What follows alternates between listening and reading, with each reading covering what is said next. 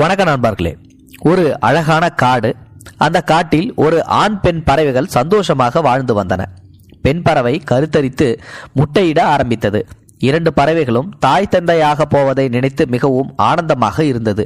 ஒரு நாள் இரையை தேடுவதற்காக 2 பறவைகளும் கூட்டை விட்டு வெளியே சென்றது. அந்த சமயம் மரத்தின் கீழே ஒரு பாம்பு ஒன்று இதுதான் சமயம் என்று மரத்தின் மேலே ஏறி அனைத்து முட்டைகளையும் தின்றுவிட்டன. திரும்பி வந்து பறவைகள் கூட்டில் முட்டை இல்லாததை பார்த்து அதிர்ச்சி அடைந்தன. பெண் பறவை கண்ணீர் விட்டு அழுது புலம்பியது. ஆண் பறவை ஆறுதல் கூறி சமாதானம் செய்தது. இப்படி முட்டைகளை பலமுறை பறவைகள் இழந்தன. கடைசியாக அந்த பறவைகள் முட்டைகளை எடுத்துச் செல்வது மரத்தின் கீழே உள்ள பாம்புதான் என்று கண்டுபிடித்து விட்டது.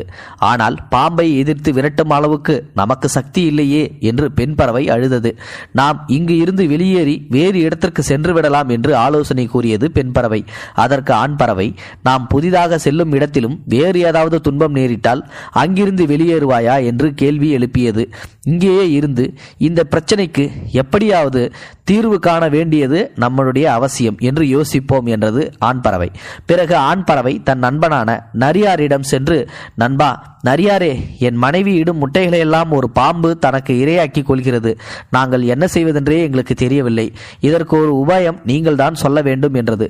நரி சிறிது நேரம் யோசித்து ஒரு யோசனை கூறியது. பறவையே, நீ அரசரின் மாளிகைக்கு சென்று அங்கு மகாராணி அணிந்திருக்கும் விலையுயர்ந்த இரத்தின மாலை அல்லது வைர மாலையை கவர்ந்து கொண்டு இந்த பாம்பின் பொந்துக்குள் போட்டுவிடு என்றது. அதேபோல் பறவை மகாராணியின் இரத்தின மாலையை கவர்ந்து பறந்தது. காவலாளிகள் அந்த பறவையை பின்தொடர்ந்து ஓடினர். பறவை பாம்பின் பொந்தை நெருங்கியவுடன் இரத்தின மாலையை பொந்திற்குள் போட்டுவிட்டு சென்றது. காவலாளிகள் பொந்தின் அருகே சென்று தன் கையில் உள்ள ஈட்டியால் பொந்திற்குள் விட்டு இரத்தின மாலையை எடுக்க முயற்சி செய்தனர். அப்போது பொந்திற்குள் இருந்த பாம்பு கோபத்துடன் சீறி வெளியே வந்தது. பாம்பை கண்ட காவலாளிகள் தன் கையில் வைத்திருந்த ஈட்டியால் பாம்பை தாக்கினார்கள். அப்போது பாம்பு அங்கேயே இறந்து போனது. மரத்தின் மேலில் இருந்த பறவைகள் இந்த காட்சிகளை கண்டு ஆனந்தத்தில் திளைத்தது. சிறிது காலம் கழித்து அந்த பறவைகள் தன் சேய் பறவைகளோடு ஆனந்தமாக வாழ்ந்தது. கஷ்டத்தை கண்டு பயந்து ஓடினால் பிரச்சனை தான் பெருசாகும். ஒரு சிலர் கடன் தொல்லைகளாலும் மற்ற குடும்ப பிரச்சனைகளாலும் ஊரை விட்டே சென்று விடுகின்றனர். அப்படிப்பட்டவர்களுக்கு இந்த குட்டி கதை ஒரு சமர்ப்பணமாகும். இது ஒரு அருமையான ஸ்டோரியா இருக்குது.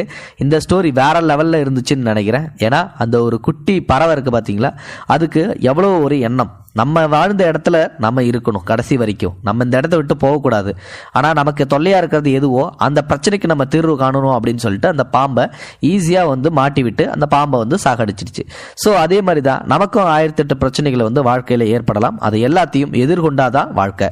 அதை விட்டுட்டு இந்த இடத்துல இருந்து இன்னொரு இடத்துக்கு ஓடலாம் அப்படின்னு நினச்சிங்கன்னா அங்கே போயிட்டு உங்களை ஏதாவது ஒரு பிரச்சனை துரத்தும் போது அங்கேருந்து இன்னொரு இடத்துல ஓடணும். திருப்பி திருப்பி ஓடிக்கிட்டே இருந்தீங்கன்னா அது வாழ்க்கையாகவே இருக்காது, நிம்மதியும் இருக்காது. அதனால் வாழ்க்கையில் ஏதாவது பிரச்சனை ஏற்பட்டுச்சு அப்படின்னா அதை எதிர்த்து நீங்க போராடணும். இந்த வீடியோ பிடிச்சிருந்தா லைக் பண்ணுங்க, உங்க ஃப்ரெண்ட்ஸுங்களுக்கு ஷேர் பண்ணுங்க, கூடவே நம்ம சேனலையும் சப்ஸ்கிரைப் பண்ணுங்க. தேங்க்யூ ஃபார் வாட்சிங்.